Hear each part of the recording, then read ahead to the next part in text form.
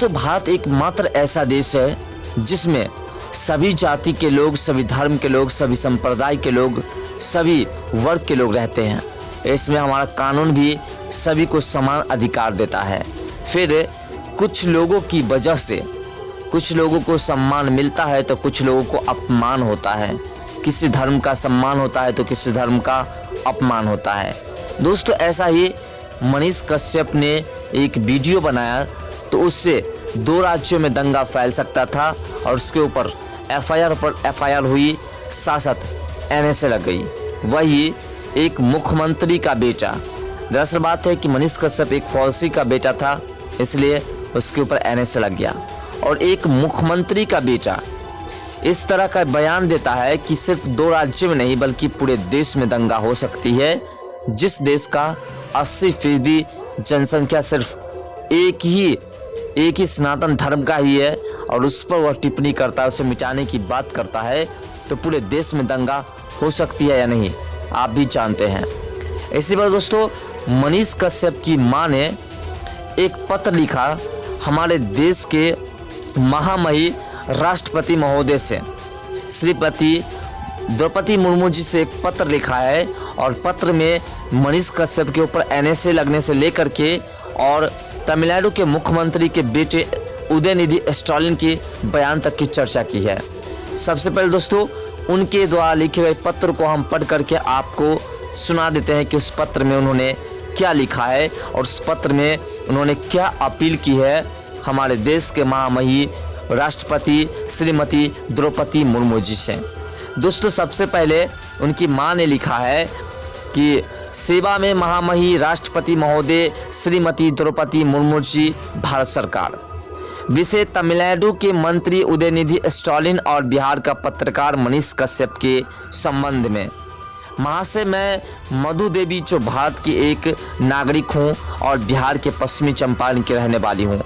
मेरा बेटा जिसका नाम मनीष कश्यप है, जो यूट्यूब चैनल के माध्यम से बिहार में पत्रकारिता करता है, जिसने बिहार के मजदूर के लिए आवाज़ उठाया था और उसके वीडियो को गलत साबित करके तमिलनाडु में अलग अलग जगह पर 6 फर्जी एफआईआर करके उसके ऊपर एनएसए लगा दिया गया। तमिलनाडु में मजदूरों के साथ जो घटना घट रही थी और घटित हुआ, उसका वीडियो सबसे पहले तमिलनाडु से ही फरवरी महीना के 15 तारीख से वायरल किया जा रहा था। देश का प्रिंट मीडिया 21 फरवरी से इस घटना के बारे में अखबारी में छापना शुरू कर चुका था। इलेक्ट्रॉनिक मीडिया भी इस घटना को फरवरी से ही दिखाना शुरू कर दिया था। बिहार के अनेकों बड़े नेताओं ने फरवरी महीना के आखिरी में इस घटना पर प्रतिक्रिया दिया। मेरा बेटा भी इस पर वीडियो बनाया, लेकिन मार्च महीने में वीडियो बनाया और फिर सरकार से सवाल किया कि आखिर बिहार के मजदूरों के साथ हर बार ऐसा क्यों होता है। उसका गुना सिर्फ इतना, और इसके ऊपर बिहार सरकार तथा तमिलनाडु सरकार ने मिली भगत के साथ एनएसए लगा दिया। अगर मेरे बेटे के वजह से 2 राज्यों में टकराव की स्थिति पैदा हुई तो एक मुख्यमंत्री का बेटा जो तमिलनाडु में एक मंत्री है, उसे उदयनिधि स्टालिन के बयान पर तो पूरे देश में टकराव की स्थिति पैदा हो सकती है। फिर उन पर एनएसए लगाकर के जेल में क्यों नहीं डाला जा रहा है।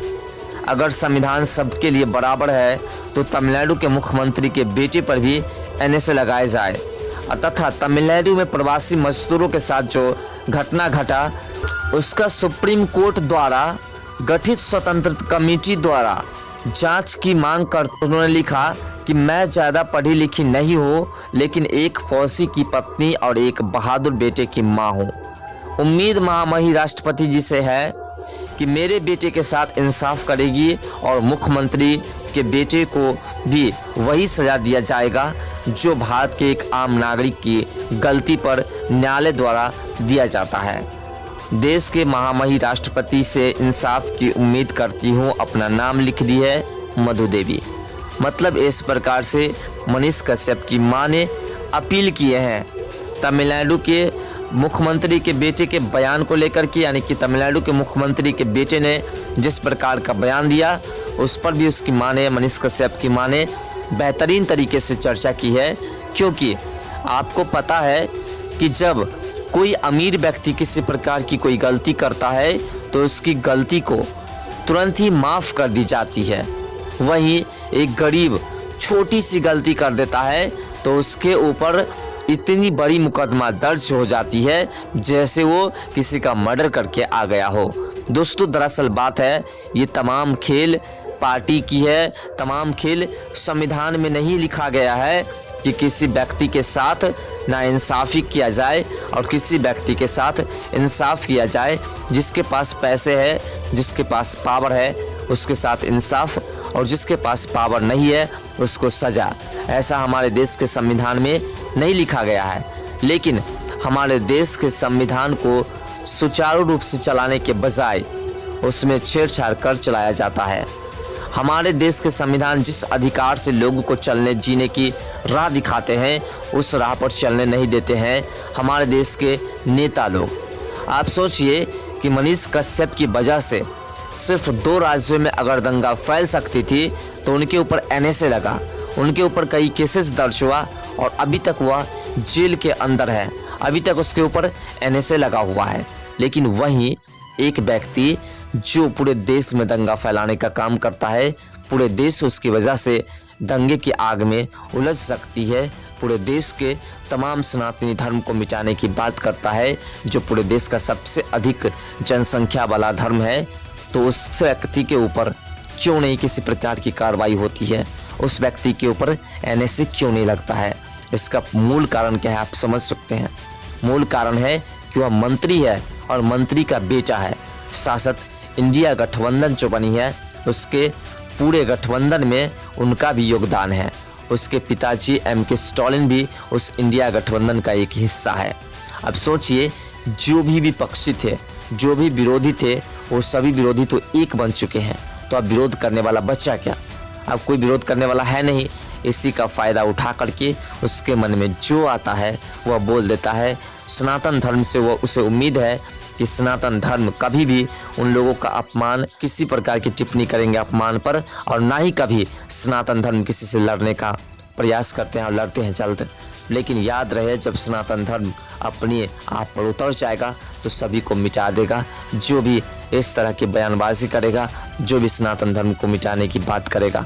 फिलहाल दोस्तों, इन तमाम मुद्दों के बारे में आपका क्या विचार है कमेंट सेक्शन में अपना राय जरूर दीजिएगा। शासक मनीष कश्यप की मां ने जो भी लिखा हम वो पूरी की पूरी बातें आपको बता दिए।